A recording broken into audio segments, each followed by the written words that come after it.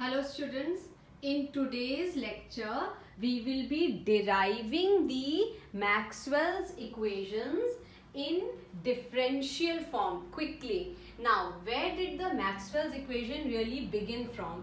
See, capacitor stores charge and when current flows the charge gets discharged. So if this is a capacitor, by the process of induction already charges will be present at its outer plates, right? If I insert a dielectric inside the capacity of this capacitor is going to get increased, and by the process of induction additional charges will get induced, and then there will be a movement of charges here inside. Charges will also get polarized. So in such a situation you will be having inside here free charges and polarized charges. So now the charge density will be equal to the sum of your free charges and the polarized charges. Also the charge density due to polarization will be equal to minus of divergence P, where P is electric polarization. Because of all these movement of charges, the displacement current comes into being. So now from Gauss law we know that E is equal to Q upon epsilon naught. If you remember, E is equal to Q upon epsilon naught. This we have written it as integral here. So integral S E dot ds is equal to 1 upon epsilon naught. Instead of rho dv, it will be rho plus rho p dv, which is due to the polarization charges, and this will be minus divergence of P, where P is electric polarization. So we will put this value here and the equation becomes integral E dot ds is equal to 1 upon epsilon naught integral rho minus divergence P dv. Now this epsilon naught, get it this side, cross multiply it. So your equation becomes integral rho dv minus integral V divergence P dv. So from now, see, the problem is this side you are having the surface terms, here are the surface terms, here are your volume terms. You have to similarize them in order to solve it further.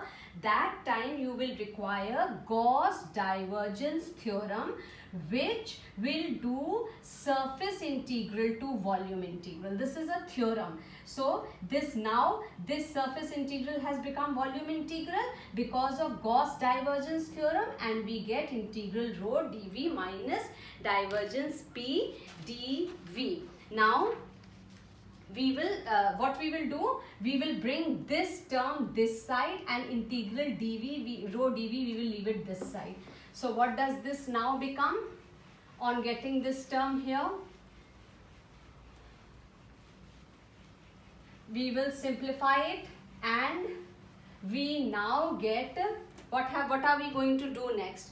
We are just going to get this term this side and leave this term here. So this becomes integral V divergence epsilon naught E plus P dV is equal to integral V rho dV, where V is volume. Also, the electric displacement vector D is equal to epsilon naught E plus P. What is this? This is due to the electric charges and this is due to the polarized charges. We have taken their sum. So this is epsilon naught E plus P is nothing but the electric displacement vector, which is there because of the sum of electric charges and the polarized charges. So the equation becomes integral V divergence D dV is equal to integral V rho dV, and then we get it this side, from here we get it here. So this becomes integral divergence D minus rho dV is equal to 0. Now this is true for all volumes, hence straight away you can equate it to 0 and you get del dot D is equal to rho. Maxwell's first equation or Gauss law of electrostatics, and for free charges, that means free means rho equal to 0, the equation reduces to del dot D equal to 0. So this is Maxwell's first equation in differential form. Now we come to Maxwell's second equation, which is Gauss law of magnetostatics. In that we don't have to derive anything. It is well understood fact of magnetostatics itself. So you don't have to derive anything in that equation. You just have to explain few things there. How? See, Maxwell's second equation. What is the second equation of Maxwell for electromagnetic field theory? It states that del or divergence B is equal to 0. How did this concept come up? See, a magnet has north pole, south pole. Magnetic lines of force move out from the north pole and enter the south pole like this, and inside they are closed continuous curves. And if we break a magnet into any number of small pieces, every small piece is going to have a north and south pole. That means magnetic monopoles do not exist, and these magnetic lines of force are closed continuous curves. They are closed continuous curves. That's all. That is what magnetic lines of force are. And number of magnetic lines of force that are entering, that exactly number are exiting. So the flux change here is 0. So the net magnetic field, that is the flux, number of lines of force passing is 0. In integral form, I can write it down as B dot ds is equal to 0.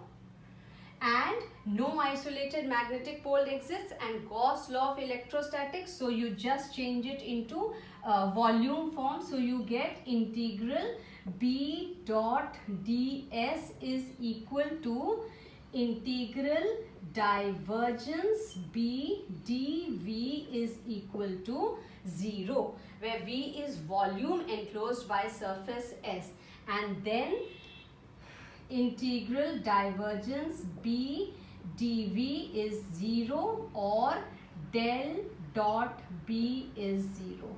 Maxwell's second equation, which is true for magnetic fields. Also, now we come to the third equation of Maxwell, which is Faraday's law of electromagnetic induction, which states that changing electric field gives rise to changing magnetic field, and changing magnetic field gives rise to changing electric field. Suppose I have any closed surface and I take just a small length of this surface dl. Then the force, the electric force acting will be, suppose here, and magnetic force also here on this surface. Suppose the EMF, that let a coil C be taken as a closed loop of arbitrary shape, and it is enclosing a surface S. This coil is enclosing a surface S. Now, from the concept of EMF, we know that EMF is equal and opposite to the very cause that produces it. Faraday's law of electromagnetic induction. So in this case, we will take phi is what? B dot A. In a del or integral form, I can write it down as B ds. Just area, and this it has been written like this. So your total magnetic flux is del phi is equal to integral B dot ds, right? And we also have one formula of electric field, which is E is equal to voltage upon length. That I can write it down simply as E is equal to instead of EMF, capital E, I have written that small EMF, and voltage I take the electric and this. So this becomes EMF is equal to integral across the curved surface C is equal to E dot dl. This formula, from here this has come, or you can even say by definition. So integral E dot dl is equal to, I will equate this EMF and this EMF. Straight away put the value of phi here. So this becomes minus d by dt of B dot S. You can write it down here as minus d by dt of integral B dot ds. Here B dot ds, d phi by dt. So this EMF and this EMF that have been integrated. So this shows that a changing electric field gives rise to a changing magnetic field, and a changing magnetic field gives rise to a changing electric field. The Maxwell's third equation in free space and differential form of Faraday's law of electromagnetic induction, flux linked with any circuit may change in a number of ways. Like you can say that the flux, that is number of lines that are passing through the surface, they can change in many ways. It depends from case to case. So what we can do is that from Stokes' theorem, the line integral may be transferred into surface integral, and we can write this down in another form also, a very simpler form, which will make it all the more easy for us to understand, is that from Stokes' theorem, the line integral may be transformed into surface integral. So it is integral E dot dl is equal to, across the surface, curl E dot ds, right? And we know from the formula that surface integral curl A dot ds is equal to integral A dot dl, right? So what we do is, now this is one form of EMF, and one form which we had got was curl E integral dot ds is equal to minus del B by del T ds. What we will do is, we are going to just compare these two equations of EMF, and now what we do, we get it this side here. So this becomes curl E plus del B by del T dot ds is equal to 0. This equation is true for all surfaces. Therefore, the integrand must vanish, and we are left with curl E is equal to minus del B by del T, which says that a changing electric field gives rise to changing magnetic field, and a changing magnetic field gives rise to a changing electric field. This is Maxwell's third equation. Now, last, Maxwell's fourth equation. Maxwell's fourth equation is nothing but a modified form of Ampere's circuital law. That means, which says that suppose you take any small region and say the current density here is J, and it is enclosing a surface S, and this is the path of the current that is flowing. So let the region be taken where there is a steady flow of current. That is, this current density is not changing. It is a steady flow. That means it is flowing constantly. So it must change, but right now we are taking a steady case. So We know from the formula that J is equal to I upon A. Instead, in integral form, I can write I is equal to integral Sj dot ds, right? Where J is current density. From Ampere's circuital law, which we are very familiar with, from Ampere's circuital law, we know that integral B dot dl is equal to mu naught I, where mu naught is permeability of the media. Instead of I can replace this I with this I here, and I get the expression as integral B dot dl is equal to mu naught integral Sj dot js. Now, from Stokes' law, what are we going to do? We are just going to change it into surface integral so that we can equate both the sides. So from Stokes' law, all these laws have been done in the introductory lecture, which you can see. B dot dl is equal to integral curl B dot ds. Now, what will be the benefit of this? Both sides we will have ds. So we can simplify it further, and putting this value here, we get integral curl B dot ds is equal to mu naught integral Sj dot ds. Now both sides there is ds because of Stokes' law. You get this term this side, you get integral S curl B minus mu naught J dot ds is equal to 0. So since surface is arbitrary, this integrand must vanish, and we are left with curl B is equal to mu naught J. Now, this was a controversial point.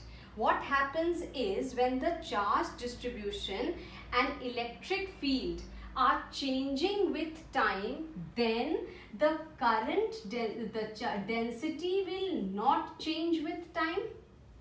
For time dependent charge distribution, the equation of continuity, which we have studied before, which says divergence of J is del rho by del T equal to 0, which we have done earlier, should be there. Since del rho by del T, that means charge distribution, or the case where the charge distribution and electric field are changing with time, that means they are not 0. Then there is nothing there here in this term which can include the charge varying fields.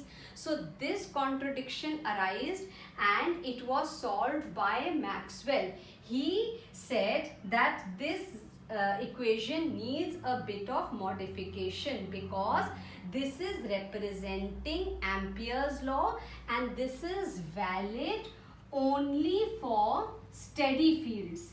Only for the steady fields it is valid.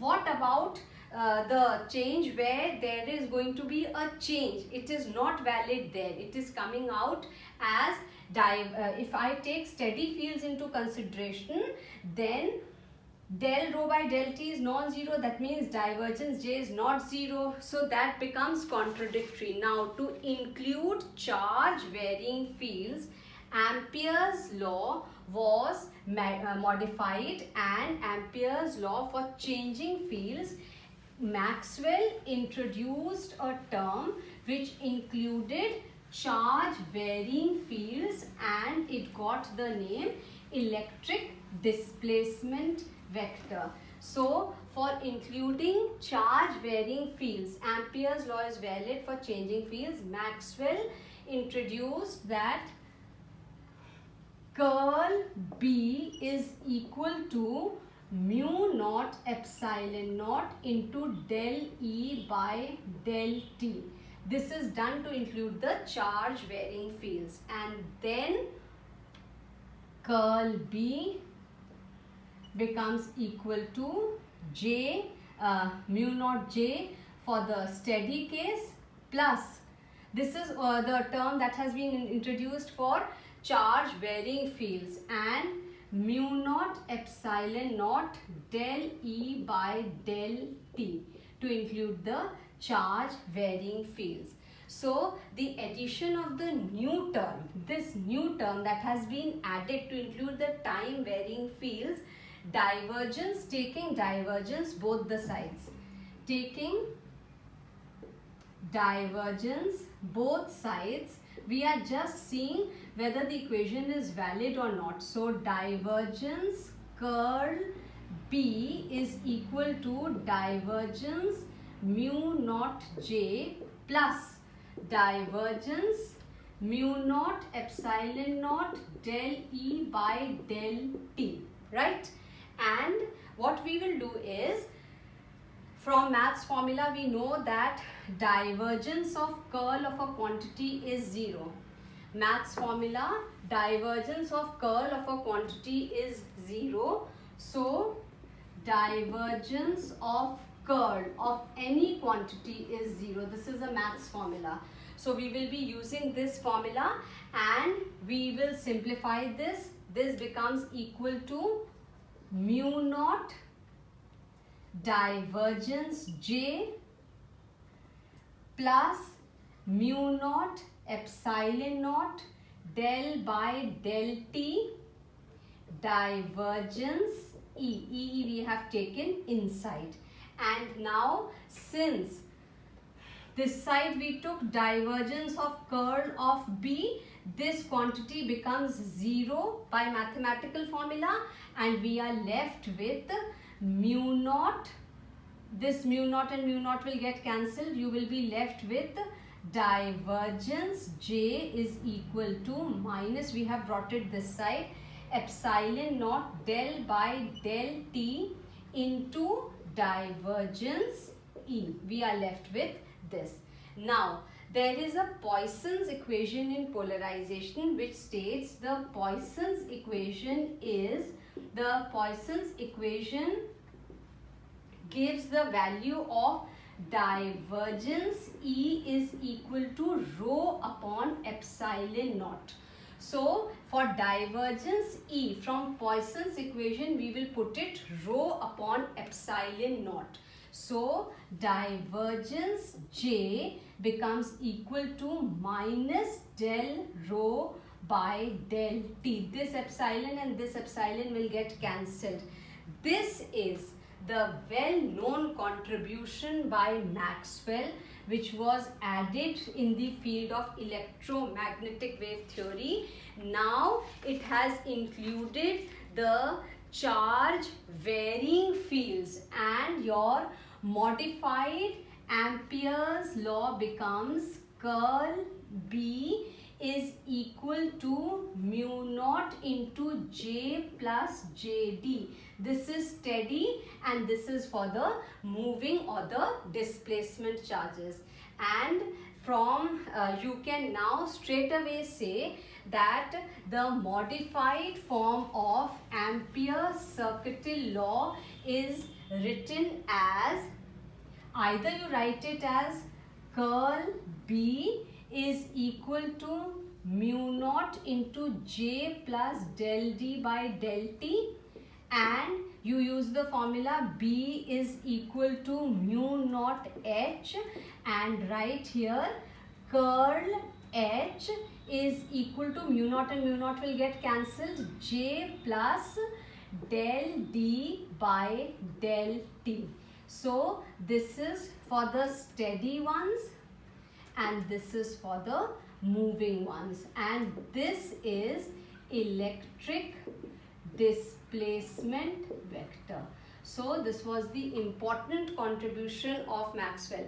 In free space, your charges etc. will all become 0 and you will be left with curl H is equal to del D by del T. So this is the modified form of Ampere's circuital law, which was done to include time varying fields. Thank you.